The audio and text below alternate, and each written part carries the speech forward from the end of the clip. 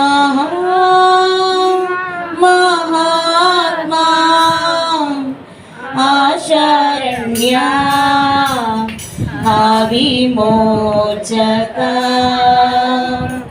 ద్రోహరహిత చంపే నేను నా దోషమే కదా మహాత్మా ఆశరణ్య విమోచక వీరలను క్షమించు తండ్రి నేరరేమియున్ కోరితేటోలా నిన్ను జంపు క్రూర జనులకై మహాత్మా ఆశరణ్య విమోచక. దేవునికి స్తోత్రం. వాక్య పఠనం చేసుకుందాం. మరి సువార్త పాఠ్య భాగము లూకా సువార్త 23వ అధ్యాయము 34వ వచనం. మరి ప్రియ చదివి వినిపించాల్సిందిగా మనవి చేస్తా ఉన్నాను. లూకా సువార్త 23వ అధ్యాయము 34వ వచనం. తండ్రి వీరేమి చేస్తున్నారో వీరెరుగరు గనుక వీరిని క్షమించమని చెప్పెను. ప్రార్థన చేసుకుందాం.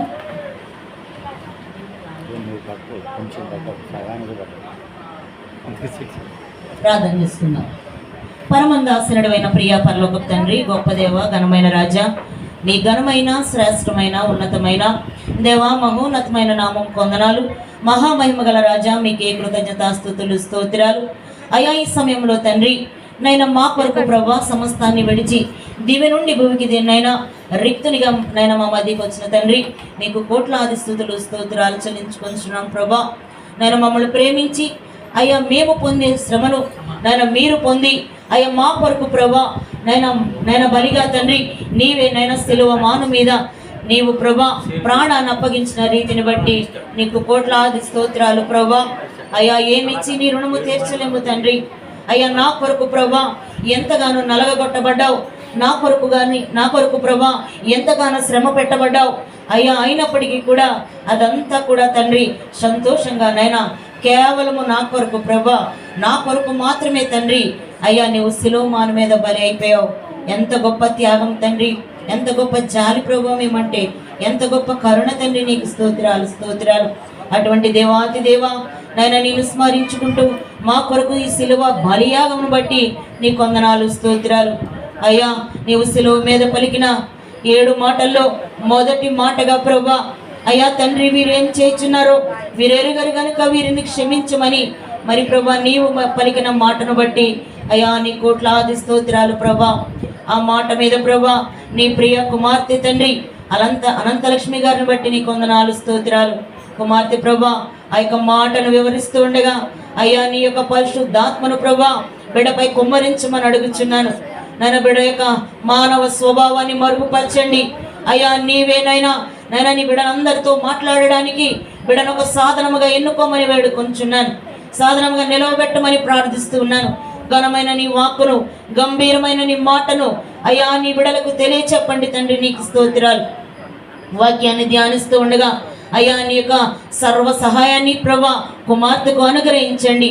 నీవే నిలవబెట్టుకొని ప్రభా బిడ్డలందరికీ తండ్రి నైనా నీ యొక్క వాక్యాన్ని ప్రభా వివరించి చెప్పాల్సిందిగా ప్రభా కుమార్తెకు నీ యొక్క సహాయాన్ని అనుగ్రహించి నీవే ప్రభా నైనా బిడ్డ ద్వారా మాతో మాట్లాడమని నజరేయుడో పరిశుద్ధుడైన యేసయ్య శక్తిగల నామంలో శ్రేష్టమైన నామంలో అతి మిక్కిలి వినయంతో బ్రతిమాలి ప్రార్థన చేసి వేడుకొనుచు ఉన్నాను ప్రియా పరలోకపు తండ్రి. ఆమేన్. దేవునికి స్తోత్రం. హల్లెలూయా. మరి ఈ సమయంలో మరి సహోదరిని మన మధ్యకు ఆహ్వానిస్తా ఉన్నాను. మరి సహోదరి ఆ యొక్క మాట మీద తండ్రి వీరేం చేస్తున్నారో వీరెరుగరు అన్న మాట మీద మరి వివరణ ఇస్తారు. దేవునికి స్తోత్రం.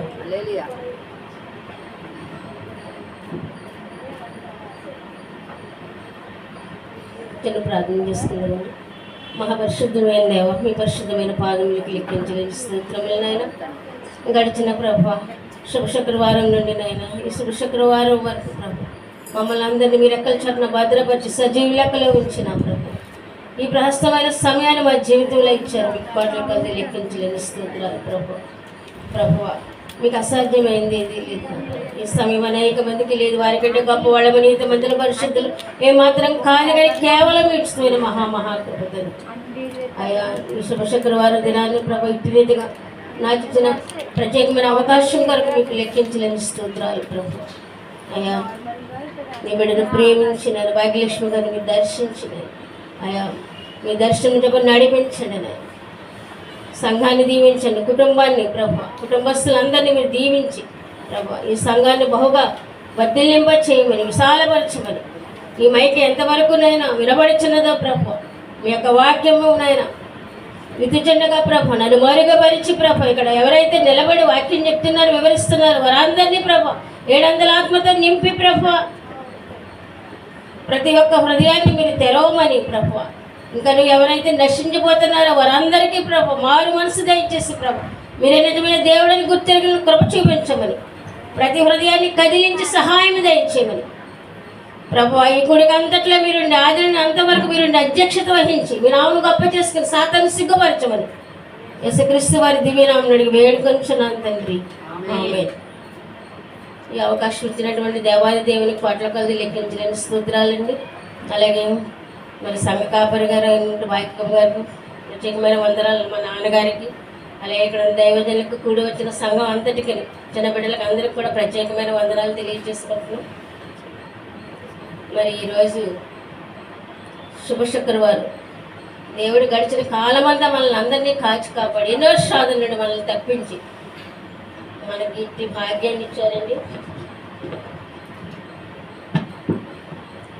మరి ఈ సమయం అనేక మంది లేదు, వారికంటే గొప్పవాళ్ళం కాదు, కానీ దేవుడు ఇంకా మనతో ఏదో పని చేయించుకోవాలని మన సజీవ లెక్కలో ఉంచారు. దేవునికి ప్రత్యేకమైన వందనాలు. మరి ఈరోజు ప్రపంచం యావత్తు దేవుణ్ణి స్మరించుకుంటూ దేవుని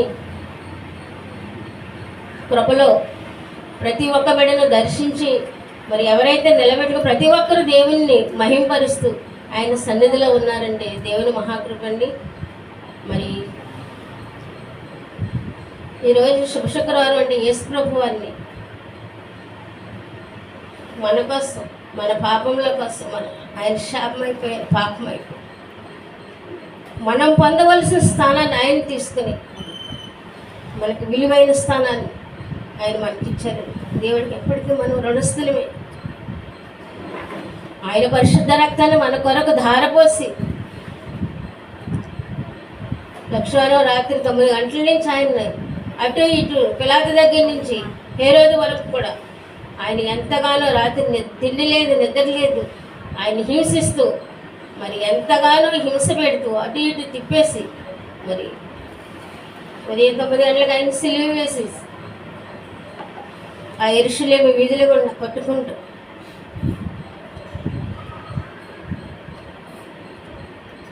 మన కోసం నేను పొందవలసిన శిక్షను ఆయన వేసుకొని మన కోసం ఆ సిలువను మోసుకుంటూ ఆ మండు ఎండలో మన కొంచెం సూది గుచ్చుకుంటే, కొంచెం చిన్న పిన్ను గుచ్చుకుంటే ఎంతో తల్లడిల్లిపోతాం, కానీ దేవుడు మన కోసం సమస్తాన్ని భరించి సమస్త మానవాళి కోసం ఆయన మహిమను విడిచి మహిళకి దిగి వచ్చి మన కోసం ప్రాణం పెట్టారండి. కాబట్టి మొదటి మాటగా మన తండ్రి వీరేం చేస్తున్నారో వీరు ఎరుగరు కనుక వీరిని క్షమించు, ఫర్గివ్నెస్ ఇంగ్లీష్ క్షమాపణ. అంతకుముందు దేవుడు మరి 20 లోకసువార్త 24-27 వచనంలో ఏముంటుందంటే గొప్ప జనసమూహము ఆయన్ని వెంబడించి అందులో స్త్రీలు కూడా ఉన్నారు. ఏంటంటే యేసు ప్రభువుని సిలువేస్తున్నారని అనేక మంది రొమ్ము కొట్టుకొని, కొంతమంది అయితే సిలువేస్తున్నారంటే భలే వేస్తున్నారని కొంతమంది, అది రకరకాల గ్రూపులు అన్నమాట. చూద్దామని సరదాగా ఏదైనా తిరునాళ్ళు వస్తే ఇక్కడ ఇలా ఏదైనా మనం ఏదైనా బ్యాండ్ మనం ఏదో ఘనంగా ఏదో జరుగుతుందని పరిగెట్టుకెళ్తాం కదా, ఆ విధంగానే చాలామంది చాలా గ్రూపులుగా వచ్చి ఏం జరుగుతుందని చూస్తున్నారు. మరి ఈరోజు నువ్వు నేను ఏ గుంపులో ఉన్నా, యేసయ్య నా కొరకు నువ్వు ఎంత శ్రమ పడ్డావు, నా కొరకు శిలువ మీద మరి అప్పటికే అనేక స్వస్థతలు చేశారు దేవుడు, చనిపోయిన వారిని లేపారు, స్వస్థతలు ఇచ్చారు, మరణశయ్య మీద ఉన్న వారిని లేపారు. అయినప్పటికీ అవన్నీ కూడా మర్చిపోయి జనాలు మనిషి స్వభావం కలిగి సాతాను ప్రవేశించడం వల్ల ఏమైందంటే ఆయన్ను సులువు వేస్తున్నారని చూడడానికి సంతోషంగా వచ్చిన వారు చాలామంది ఉన్నారు. కొంతమంది రొమ్ముకొని, ప్రభు నా కొరకు నువ్వు ఏంటి సిలువ అయిపోతున్నావు, నేను పొందవలసిన శిక్ష నువ్వు తీసుకున్నావు తండ్రి అని ఎంతగానో దేవునికి దగ్గరగా వచ్చి ఏడుస్తున్నారు. మరి ఈరోజు ఈ క్షణం మరి నువ్వు నేను ఏ గుంపులో ఉన్నావు, ప్రభు నా కొరకు నువ్వు సిలువ వేయబడుతున్నావా అనే గుంపులో ఉన్నావా, బలి చేస్తున్నారు అనే గుంపులో ఉన్నావా, ఇంకా మారు మనసు లేకుండా, రక్షణ లేకుండా, ఇంకా ఇహలోకంలో పడిపోయి చెడిపోయి మరి ఆ స్థితిలో ఉన్నావా? ఒకసారి గుర్తు చేసుకొని దేవుడు నా కోసం ఆయన పరిశుద్ధుడు, మహాపరిశుద్ధుడు, మహాత్యాగం చేశారు నీ కోసం, నా కోసం. సిలువ మరణం అంటే నో క్రైస్, నో కాంప్రమైజ్. దేవుడు సత్యమే చెప్పాడు, ఆయన సత్య మార్గం, నేనే మార్గం సత్యం జీవం అన్నారు. కాబట్టి ఆయన ద్వారా తప్ప ఎవరో పరలోక రాజ్యం చేరనని ఆయన ముందుగానే చెప్పాడు, ఎందుకంటే ఆయన సత్యవంతుడు.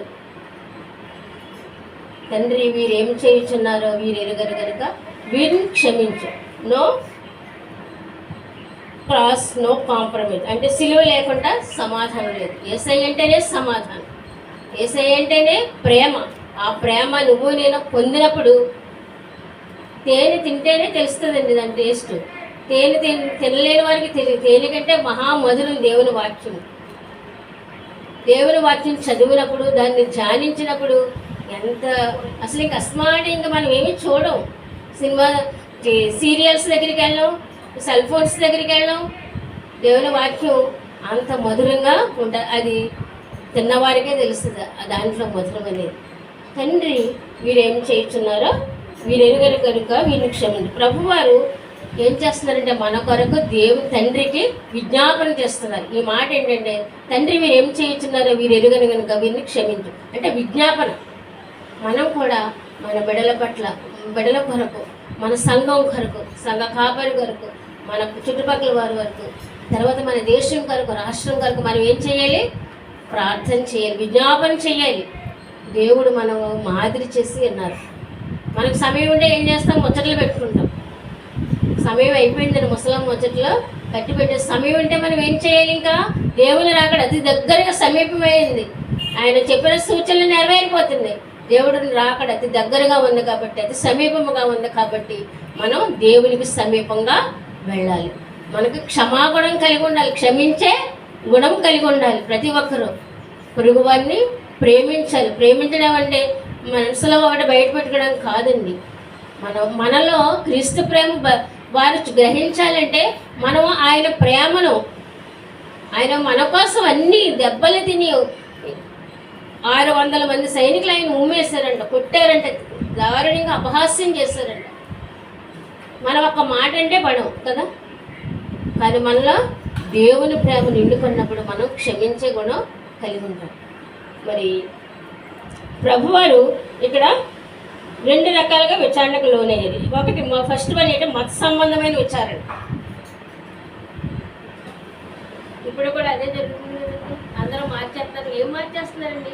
యేసయ్య అంటే మార్గం, మతం కాదండి. ఆయన మత స్థాపకుడు కాదు, మార్గాన్ని స్థాపించడానికి వచ్చారు. నేనే మార్గం, నేనే సత్యం, నేనే జీవం. ఏంటంటే త్రాగొద్దన్నారు, అది తప్ప. వ్యభిచారం చేయొద్దన్నారు, దొంగతనం చేయొద్దన్నారు, హత్య అది తప్పు కాదు కదా. మరి ఇంకేంటి? మార్చేస్తాను గోల. ప్రేమగా ఉండమన్నారు, ఎదుటివారిని క్షమించమన్నారు. కాబట్టి అటువంటి గొప్ప దేవుణ్ణి ఆ రోజున సిలివేశారు. ఈరోజు ప్రతి క్రైస్తవుని హింసిస్తున్నారు. సత్యం చెప్పే ప్రతి ఒక్కరిని కూడా చంపేస్తున్నారు. నువ్వు సత్యం చెప్పే ప్రతి ఒక్కరిని చంపేసినంత మాత్రాన దేవుని వాక్యం ఆగదండి. అలాంటి 1000 మంది లేస్తారు, 1000 మంది ప్రగడాలుగా లేస్తారు. ఆయన లేపుకుంటారు. అంచెదినాన్ని అందరినీ లేపుతానన్నారు. ఆయన వాక్యాన్ని ప్రకటించుకోవడానికి హతసాక్షిగా అయినా మనం దేవుని కొరకు చచ్చిపోయేలాగా మనం సిద్ధంగా ఉండాలి. ఈ లోకంలో ఎంతో కాలంలో మన ఆస్తులు అంతస్తులు అన్నీ ఎవరు ఎంత అవన్నీ మనతో కూడా ఏది రాదు. మనం దేవుని కొరకు ఎప్పుడైతే నిలబడిపోతామో, దేవా నువ్వే నాకు దిక్కు, నా దిక్కు, నా దశ, నా అండ, నా ఆస్తి నువ్వే ప్రభు అని సమయం వచ్చినప్పుడు దేవుని మనకి ఇచ్చిన అవకాశాన్ని సద్వినియోగం చేసుకుని దేవుని కొరకు నిలబడిపోతే నీకు పరలోక రాజ్యంలో స్థానం ఉంటుంది. రెండవది మతాన్ని స్థాపించడానికి రాలేదు, ఆయన మార్గాన్ని స్థాపించడానికి వచ్చాడు. ఆయన సత్యవంతుడు, న్యాయవంతుడు. కన్ను మూసిన వెంటనే అక్కడ న్యాయపీఠం ఎదుట నిలబడాలి. రెండవది ప్రభుత్వ రీత్యా విచారణ. ఆయన ప్రభుత్వ రీత్యా కూడా అప్పుడు జరిగిందే ఇప్పుడు జరిగింది, ఇప్పుడు కొత్తగా ఏం జరగట్లేదండి. కాబట్టి అన్ని విధాలు ఆయన్ని ప్రతి క్రైస్తవుడు కూడా క్షమాపణ గుణం కలిగి ఉండాలి. ప్రతి ఒక్కరు అది ఎలా వస్తుందండి? ఎక్కువ ప్రార్థన శక్తి. మనలో దేవుని శక్తి ఉంటే ఎదుటివారు ఎన్నన్నా మనం క్షమించే గుణం ఉంటుంది. అసలు అనుకుంటే ఆయన దేవుడే చూసుకుంటారు అంతే. మన దగ్గర సమాధానం రాదు, మౌనమే. నిజమైన దేవుని శక్తి మనలో ఉంటే బయట ఎన్ని బూతులు తిట్టినా దేవుడు చూసుకుంటాడు. దేవా నువ్వే ఉన్నావు, ఆయన చూసుకుంటారు. అది ఎప్పుడు వస్తుందండి? ఎక్కువ సమయం ప్రార్థనలో పెడుతుంది, ఎక్కువ సమయం బైబిల్ చదువు. సెల్ ఫోన్లో చూడండి ఎంతకాలం, అది ఎంతసేపు దేవుని వాక్యం దేవుడు మనకి ఇచ్చారు. సెల్ ఫోన్ దానికి ఎంతవరకు చూడాలంటే అంతవరకే, అంతేకాని చూడరాని చూసి దేవునికి మనం కోపం రప్పించుకోకూడదు. అలాగే విజ్ఞాపన మనం బిడ్డల కోసం మనం చెయ్యాలి. అలాగే సిలువ అనే పదం న్యూ టెస్ట్మెంట్లో 79 సార్లు వ్రాయబడిందండి. ఎన్నిసార్లు? సిలువ అనే పదం. సిలువ లేకపోతే మనకి విలువ లేదు. ఈరోజు క్రైస్తవులు అంటే చిన్న చూపు కాదండి, వాళ్ళు గొప్పవారని. క్రైస్తవులు అంటే గొప్పవారు, అంతేగాని కొంతమంది అనుకుంటారు మాలమాదిగోళ్ళు లేవడం తక్కువ కొలవాళ్ళు కాదైనా. ఆయన గొప్ప రాజులకు రాజు, ఆయన గొప్ప రాజు కాబట్టి మనం రాజబిడ్డలం. అందుకనే మనల్ని లోకం ద్వేషిస్తూ ఉంటారు. వీళ్ళకి ఏం పని లేదు, ప్రార్థన ఎక్కడ చూసినా ఎప్పుడు చూసినా ప్రార్థన. వాళ్ళ లోకంలో ఆనందిస్తారు. వాళ్ళకే మనకున్న తేడాను మనం దేవుల్లో ఆనందిస్తాం. ఎప్పుడు హ్యాపీగా ఉంటాం, ఎప్పుడు హ్యాపీగా సంతోషంగా మనం ఉంటున్నామంటే ఏమన్నా లేకపోయినా దేవుల్లో మనం ఆనందిస్తున్నామంటే అది దేవుని మహాశక్తి. సిలువ లేకపోతే మనకు విలువ లేదు. ఆయన మన కోసం, మన పాపముల కోసం ఆయన త్యాగం చేయబడ్డారు. అలాగే ప్రభువుని చంపడానికి ముఖ్య కారణాలు ఎన్ని ఉన్నాయంటే 6 ఉన్నాయి. ఆయన యూదుల రాజు, ఆయన రాజాది రాజు. యూదుల రాజు హేరోదు రాజు ఏమన్నాడంటే యూదుల రాజు పుట్టింది ఎక్కడ అని కలవరం చెందాడు. అంటే కొంతమందికి పదవి రీత్యా వ్యామోహం. ఇంకెప్పుడు 365 రోజు ఎన్ని సంవత్సరాలైనా బతికినంత కాలము వేరొకరు రాజ్యాధికారం ఉండకూడదు. నేనే ఉండాలి, నేనే ఈ రాష్ట్రాన్ని పరిపాలించాలి, ఇంకెప్పుడు నేను నా కొడుకు పరిపాలించాలి, అంతే నా వారసులు ఇదే ఎంతగాని. ఆ విధంగా ఏ రోజు పదవీ వ్యామోహితుడై కట్టుకున్న భార్య గర్భముతో ఉంటే పేక మీద కాలేసి తొక్కేసి చంపేస్తాడంటే. ఎందుకంటే తర్వాత రాజు కుమారుడు రాజు అవుతాడు కదండి, అలా ఉండకూడదు. చచ్చిపోయిన బ్రతికినంత కాలము నేనే రాజుగా ఉండాలని ఏ రోజు చాలా క్రూరుడిగా చరిత్రలో నిలిచిపోయాడు. అటువంటి క్రూరత్వం మనకి ఎవరిలో కూడా ఉండకూడదు. మన క్రైస్తవులుగా మనం ఉన్నందుకు క్షమాగుణం కలిగి ఉన్నాడు. రెండోది ప్రభువారు సత్యం చెప్తున్నారని. ఎప్పుడూ సత్యమే మాట్లాడేవారు కదండి ఆయన. నువ్వు యూదుల రాజు అంటే ఎస్ నేను యూదుల రాజుని, నువ్వు అన్నట్టే అన్నారు ఆయన. మరి ఈ రోజున మనం కూడా మీరు క్రైస్తవులా అంటే మన సమాధానం ఏమైందండి? మనం ఏమైంది? ఇప్పుడు ఎవరన్నా వస్తారు, ఎందుకంటే పరిస్థితులు కూడా అలాగే ఉన్నాయి. రేషన్ కార్డు తీసేస్తున్నాం, మరి మీరు చర్చకి వెళ్తారు, మనం ఎంతమంది నిలబడగలుగుతాం?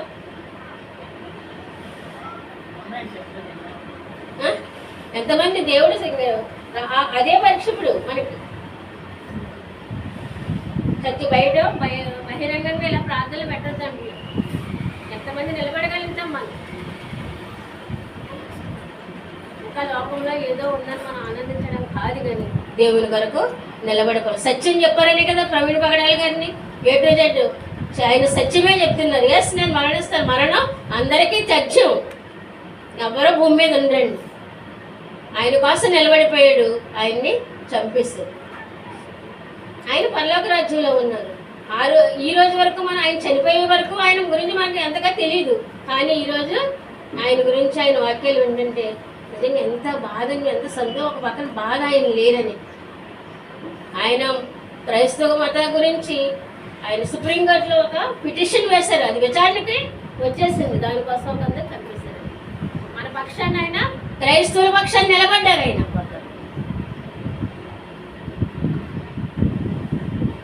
మనకి పార్టీలు ముఖ్యం కాదు, మనకి దేవుడు ముఖ్యం, దేవుని సన్నిధి ముఖ్యం. పార్టీలు ఇక్కడే ఉంటాయి, వాళ్ళు ఎప్పుడు కూడా దోచుకోవడానికే చూస్తారు. కానీ మనం ఎప్పుడు దేవుని ప్రార్థించుకోవడానికి మనం నిలబడి ఉండాలి. థర్డ్ విశ్రాంతి దినాన్ని స్వస్థలో చేస్తున్నారండి. యేసయ్య విశ్రాంతి దినాన్ని కూడా ఆయన స్వస్థపరిచేవారు. చనిపోయిన వారిని లేవనెత్తేవారు, తర్వాత అనారోగ్యంగా ఉన్నవారిని స్వస్థపరిచేవారు. ఎన్నో స్వస్థతలు అనమాట. ఇంకా అవన్నీ చేస్తున్నారు. ఇంకా అందరినీ ఇలా చేసేస్తే మాకు పదవి ఏమీ ఉండవు, ఇంకా ఈయన రాజ్యం వెళ్తున్నాడు అని అక్కడికి ఆయన చెప్పారు. ఈ రాజ్యము ఈ లోకాన్ని కాదు, నాకు రాజ్యం అని ఎంత చెప్పినా కూడా ఆయన్ను హింసించాలని, ఆయన మరణం సిలువ వేయాలని, ఈ లోకంలో లేకుండా చేయాలని ఆయన్ను మరి ఆ విధంగా సిలువ వేయడానికి అందరూ కూడా సిలువేమి ఆయన ద్వారా మేలు పొందుకున్న వారు కూడా ఆ విధంగా కేకలు వేశారు. చివరికి వారి కేకలే గెలిచాయి. ఎందుకంటే యూదులు విశ్రాంతి దినాన్ని ఏ పని చేయరు. వాళ్ళంట ముందు రోజునే ఆన్లేసేస్తారంటండి. ఎన్ని ఏ పని చేయరంట. స్విచ్ చేయడం కూడా వాళ్ళకి తప్పేనండి, నేరం అంట. మనం లైట్ వేసుకోవాలంటే స్విచ్ వేసుకోవాలి కదండి, అది ముందు రోజే ఆన్ చేసుకుంటారు. లిఫ్ట్ కూడా అలాగేనంటండి. ఏమీ చేసుకోరండి. ఆ రోజు ఏది చేసినా తప్పు దేవునిది. ఎందుకంటే వాళ్ళ ఆచార వ్యవహారాల్ని, నిజమైన ప్రభువుని మెస్సియాని గ్రహించలేదు కాబట్టి ఆ విధంగా వాళ్ళ నిష్టగానే ఉండేవారు. కానీ దేవుణ్ణి చూడలేకపోయారు, ప్రభువాన్ని గ్రహించలేకపోయారు. తర్వాత అసూయ వలన ఆయన్ను చంపేశారు. కాబట్టి మనలో అసూయ ద్వేషాలకి ఏమాత్రం తావు ఉండకూడదు. మనలో ప్రేమ మాత్రమే ఉండాలి. దేవుణ్ణి నమ్ముకున్నాను, క్షమాగుణం కలిగి ఉండాలి. తర్వాత మూర్ఖత్వం, సిలువ వేసి చంపేయాలని మూర్ఖత్వం. కానీ ఆయన ప్రాణం నేనే నా ప్రాణాన్ని పెట్టుచున్నాను, నేను ప్రాణం పెట్టగలను, తీసుకోగలను, కానీ ఎవరి వలన ఇది నాకు కాదు. ఎందుకంటే ఆయన ప్రవచనాలు నెరవేరాలి, నువ్వు నేను రక్షించబడాలి, పరలోక రాజ్యంలో మనం స్థానం సంపాదించుకోవాలని మన కోసం ఆయన మరి సిలువ మరణం పొందారు. మన కోసం ఆయన త్యాగం చేశారు. మరి మొదటి మాట 4 రకాలుగా విభజించారు. తండ్రి, ఈ పదం 150 సార్లు ఉందంటండి బైబిల్లో. తండ్రి అనే మాట బైబిల్లో 150 సార్లు ఉంది. మనం ఒకరోజైనా పరలోకం ఉందని మా తండ్రి అని కూడా అంటలేదు. ఎప్పుడు మనకి బిజీ 24 గంటలు కూడా సరిపోవట్లేదు మనకి ఇంకా. కాబట్టి ఎప్పుడు కూడా దేవుని ఉదయాన్నే లేవగానే మనం తండ్రి అని మొరపెట్టి, అంటే ఇక్కడ తండ్రి కుమారుని రిలేషన్షిప్ కనబడుతుంది. దేవుడు ఎంతగానో విజ్ఞాపన. అలాగే మన కుటుంబాల పట్ల, అందరి పట్ల, మనం ప్రతి ఒక్కరి కోసం మనం ప్రార్థన చేయాలి. దేవుడు చెప్పారు కదా, మనుషులందరి కొరకు, ఈ లోకంలో మనుషులందరి కొరకు విజ్ఞాపన చేయమన్నారు. అప్పుడే మనం సుఖంగా ఉండాలంటే మనుషులందరి కొరకు, ప్రభుత్వం కొరకు, హాస్పిటల్లో రోగుల కొరకు మన డ్యూటీ అండి అది. అప్పుడు మనం నెమ్మదిగా ఉంటాం. నువ్వు నేను నెమ్మదిగా లేకుండా ఉంటున్నావు అంటే మనం ప్రార్థన చేయట్లేదని దానికి అర్థం. ఈరోజు నుంచి ప్రతి ఒక్కరూ ప్రార్థన వల్లే మనకి చెయ్యం. ప్రార్థనే ప్రాకారం. నువ్వు బయటికి వెళ్ళిన, లోపలికి వచ్చిన, మనం ఎప్పుడు కూడా ప్రార్థన ఆయుధం దేవుడు మనకి ఇచ్చారు కాబట్టి ఆ ఆయుధాన్ని మనం ఉపయోగించుకోవాలి.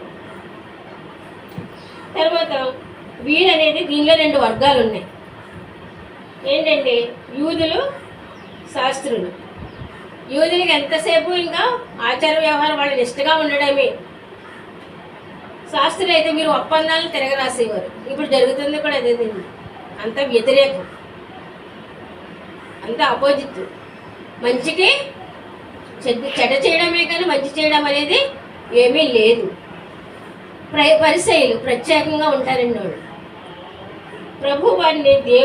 ప్రభువారిని వారెవరో కూడా దేవుని కుమారుడిగా ఎంచలేదు, గ్రహించలేదు. మనం ప్రభువారిని ఎల్లప్పుడూ కూడా సేవించాలి, ఎల్లప్పుడూ ఆరాధించాలి. స్థుతి నీ స్థితిని మార్చేస్తుంది. స్థుతి నీ స్థితిని మన స్థితి మారాలంటే ఎప్పుడూ కూడా దేవుని స్థుతించాలి, దేవుని మహింపరిచే గుంపులో ఉండాలి. మనం ఎప్పుడు ఒకటే ప్రార్థన చేయాలి, ప్రభువా విసుకక నిత్యము ప్రార్థించే గుంపులో నేను ఉండాలి తండ్రి, ప్రభువా నీ కొరకు గొప్ప కార్యాలు చేసే గుంపులో నేను ఉండాలి ప్రభువా అని మనం ఎప్పుడు కూడా ప్రార్థన చేయాలి. మనం అన్నిటికీ సమయం ఉంటుంది, కానీ ప్రార్థన దగ్గరికి వచ్చినప్పుడు ఏమొచ్చేది? బద్ధకం. చేసుకుందాంలే, అప్పటి వరకు మాటలు చెప్పుకుంటాం 10 మంది కలిసి, అప్పటి వరకు ఏదో చేస్తాం ఏదో చూస్తాం, కానీ ప్రార్థన అంటే ఇప్పుడు నిద్ర వచ్చేది. ప్రభు ఆ నిద్రాత్మను దూరపరిచి నాకు సహాయం తెచ్చి మన ఎదుటి వారి పట్ల క్షమాగుణం. నేను ఈ క్షమాగుణం చెప్పాలంటే మరి మనం కథలు కాదు, కానీ రాజీవ్ గాంధీ గారిని హత్య చేసినప్పుడు సోనియా గాంధీ గారు ఒక మాట అన్నారు, నాకు చాలా గుర్తుంది. నేను అప్పుడే విన్నా, క్రైస్తవులు అంటే ఇదన్నమాట. రాజీవ్ గాంధీ గారిని హత్య చేసినప్పుడు సోనియా గాంధీ గారు, ఎందుకంటే ఆవిడ క్రిస్టియన్ కాబట్టి, నా భర్తను చంపేసిన వారిని, హత్య చేసిన వారిని నేను క్షమిస్తున్నాను అని చెప్పారు. ఆ మాట మనం చెప్పగలమండి. ఎందుకంటే ఆవిడ చిన్నప్పటి నుంచి దేవునిలో పెంచబడింది, దేవుని అంటే ఏంటో తెలుసు కాబట్టి. నా భర్తను హత్య చేసిన వాళ్ళని నేను క్షమిస్తున్నాను. అప్పుడు విన్నానండి, క్రైస్తవ ప్రేమ అంటే ఇదా అని. అలాగే 20 సంవత్సరాల క్రితం ఒరిస్సాలో గ్రహస్టీన్ గారిని, 2 బిడ్డల్ని మరి వ్యాన్లో ఆ ఏసీ కార్లో వాళ్ళు నిద్రిస్తున్నప్పుడు ఆర్ఎస్ఎస్ వాళ్ళందరూ బజరంగ దళంలో పెట్రోల్ వేసి చంపేశారు. ఏం పాపం చేశారండి వాళ్ళు? కుష్ఠరోగులు బాగు చేస్తారు. వేరే ఆస్ట్రేలియా నుంచి వచ్చి ఇక్కడ ఇండియాలో ఉన్న దీనులను, లెప్రసీ వారిని, అనాథల్ని అందరినీ కూడా వాళ్ళు బాగు చేసి వాళ్ళకి అన్నం పెట్టినందుకు వాళ్ళు ఏం చేశారు? నువ్వు పెట్టవో, పెట్టేవాడిని పెట్టలేవు. చిన్ని బిడ్డలు 2 పెట్రోల్ వేసి కాల్ చేశారు. ఆ మరుసటి నెలలో ఒరిస్సా రాష్ట్రం తుఫాను చేత, దేవుని కోపం అలా ఉంటుంది. దేవుని బిడ్డలు జోలికి వస్తే దేవుడు ఊరుకోడండి. ఎవరైనా సరే, ఎంతటి వారైనా సరే దేవుడు ఊరుకోరు. ఆయన కొదసింహాల రారాజు వలె రానే ఉన్నారు. ఆ సమయంలో మనం దేవుని రాజ్యంలోకి మహిమా శరీరాలు ధరించుకునేడానికి మనం సిద్ధంగా ఉండాలి. అప్పుడు ఆవిడ గ్రహంశ్రీని గారు వాళ్ళ వైఫ్ కూడా అదే మాట అన్నారు, నా భర్తను నా బిడ్డలను చంపేసిన వారిని నేను క్షమిస్తున్నాను. ఆ మాట ఎంత మనం చెప్పగలమా? మన బిడ్డలు ఎవరైనా ఒక మాట అంటే ఒక ఇంటి మీదకి వెళ్ళిపోతాం గొడవకి. మనం చెప్పగలమండి? ఎంతో నన్ను ఇలాగన్నారు అలాగన్నారు కింద మీద పడిపోతాం. మరి 2 బిడ్డలు, భర్తను కూడా చిన్న బిడ్డలు తీసుకుని వచ్చారు ఇండియా, చంపేశారు. ఈరోజు కాబట్టి ప్రేమగానే నవ్వుతే క్షమాగుణం, ఆ గుణం మనకుందా? మనం ఒక మాట అన్నారంటే ఎత్తుకు పై ఎత్తులేస్తాం, కానీ నిజమైన ప్రేమ కోపాన్ని చల్లారుస్తాం, మృదువైన మాట. ఆ ఒక్క మాట అన్నారు. తర్వాత ఈరోజు ఒక నెలకు, ఇంకా నెల కూడా కాలేదు, మరి ప్రవీణ్ ప్రకాష్ గారి భార్య కూడా అదే మాట, నా భర్తను హత్య చేసిన వాళ్ళని నేను క్షమిస్తున్నాను. ఎప్పుడో బైబిల్లో కథలు కాదండి, అది మన కళ్ళు ఎదురకుండా జరుగుతుంది. మరి మనం ఎలా ఉన్నాం? ఇప్పుడు క్వశ్చన్ మనం వేసుకోవాలి, మనం ఎలా ఉన్నాం? సమాధానంగా ఉన్నామా? ప్రక్కవారితో, కుటుంబీకులతో ఇంకా ఈర్ష్య ద్వేషాలతో ఉన్న సమయం లేదండి. సమయం అయిపోవచ్చు. దేవుడు ఎప్పుడు వస్తారో తెలియదు. ఆయన వస్తారు, నువ్వు నమ్మినా నమ్మకపోయినా వస్తారు. అప్పటి వరకు నువ్వు ఉంటావా? నువ్వు ఉంటావని గ్యారంటీ ఏముంది? ఇప్పుడు పిలిస్తే వెళ్ళిపోవాలి. మరి ఇంకెప్పుడు మనం సర్దుకుంటాం? ఇంకెప్పుడు మనం సిద్ధపడతాం? నువ్వు నమ్మినా నమ్మకపోయినా ఆయన రానే ఉన్నారు, వస్తారు. ఆ సమయం వరకు నువ్వు ఉంటావని గ్యారంటీ ఏముంది? కాబట్టి మనం సమయం ఉన్నప్పుడే సద్వినియోగం చేసుకుని, దేవా నన్ను క్షమించు, నాకు మంచి మనసు దయచేయండి, క్షమించే మనసు దయచేయండి. అందరు క్రీస్తుని మనలో చూడాలండి. మన క్రిస్టియన్ అని చెప్పుకుంటాం, మనలో చూడగలుగుతున్నారా దేవుణ్ణి? ప్రతి విషయంలో కూడా మనం దేవునికి సరెండర్ అయిపోవాలి. అప్పుడే నీకు నువ్వు గొప్పదానిగా నిన్ను అందరూ దేవుడు ఆయన నామాన్ని మహింపరుచుకుంటారో నిన్ను హెచ్చిస్తారు. అంతేగాని ఏదో ఆచారంగా గుడ్ ఫ్రైడే అంటే ప్రతి సంవత్సరం వస్తున్నాం, మాటలు వినేస్తున్నాం, వెళ్ళిపోవడం కాదు. ఏస్ట్ వస్తుంది, మాటలు విన్నా దేవుడు లేచారు అని చెప్పుకొని వెళ్ళిపోవడం కాదు. దేవా మమ్మల్ని మార్చండి ఆయన, మమ్మల్ని కనికరించండి ప్రభు, మాలో క్షమాగుణం పెట్టండి ప్రభు. దేవా నీ వల్ల మేము క్షమాగుణం కలిగి ఉండాలి, క్షమించే మనసు మాకు దయచేయండి ఆయన. మాలో క్రీస్తుని చూడాలి ప్రభు, నిన్ను పోలి మేము ఉండాలి ప్రభు. మీరు పరిశుద్ధులు కాబట్టి మేము కూడా, దేవుడు అన్నారు కదా నేను పరిశుద్ధులు కాబట్టి మీరు పరిశుద్ధులై ఉండాలి. ప్రతిరోజు మనల్ని మనం ఆయన రక్తము మనపై ప్రోక్షించబడాలంటే ప్రతిరోజు మనల్ని మనం ప్రార్థించుకొని మనల్ని మనం సరిచేసుకొని ప్రభు నన్ను క్షమించండి, నన్ను స్వస్థపరచండి, మీ పరిశుద్ధ రక్తం నాపై, నా కుటుంబంపై, నా సంఘంపై ప్రోక్షించండి ప్రభు అని మనం ప్రార్థన చేయగలిగితే దాన్ని మరి సోనియా గాంధీ గారి వల్లే, అలాగే రాష్ట్రీయ గారి వైఫ్ వల్లే, ప్రవీణ్ పగడాల గారి వైఫ్ జెసికా గారి వల్లే మనం కూడా క్షమించగలం. ఆ మాట ఎంతండి, ప్రపంచం నివ్వెరపోయింది. వారు ఆ రోజుని సోనియా గాంధీ అన్న మాటలకి ప్రపంచం నివ్వెరపోయింది. గ్రహస్థి అన్న వైఫ్ అన్న మాటలకు ప్రపంచం రీసెంట్గా 1 month బ్యాక్ కూడా ఆ మాట అన్నందుకు అది క్రైస్తవులకే సహజం, క్రైస్తవులకే ఆ మాట వస్తుంది. నిజమైన దేవుని ప్రేమ కలిగి ఉన్న వారికి అందరికీ రాదండి.